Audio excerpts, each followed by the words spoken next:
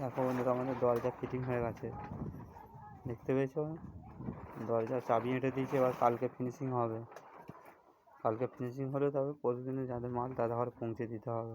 দেখো এসব চাবি এঁটে ফেভিকল দিয়ে রেখে দিয়েছি, কমপ্লিট হয়ে গেছে। দেখতে পারো ওদিকটা, দেখো পিছনটা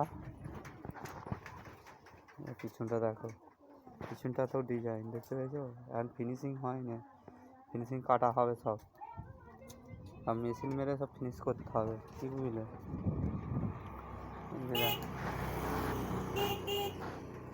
দেখছো বক্সের জাল সব রং হচ্ছে, মোটিফাই হবে বলে।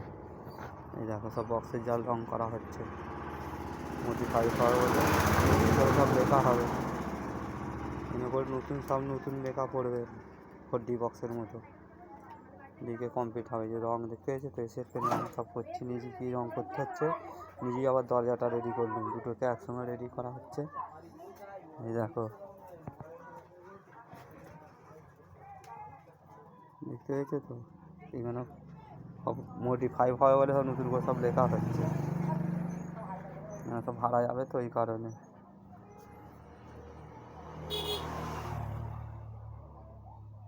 কি বুঝলে? ওরা দেখতে থাকো বন্ধু, আমি এবার খেতে যাব, ঠিক আছে? তোমরা দেখতে থাকো, রেডি হয়ে গেছে দরজাও, বক্স এবার লিখতে দেবো কালকে, ওই কারণে রংটা করতে আরম্ভ করে দিল।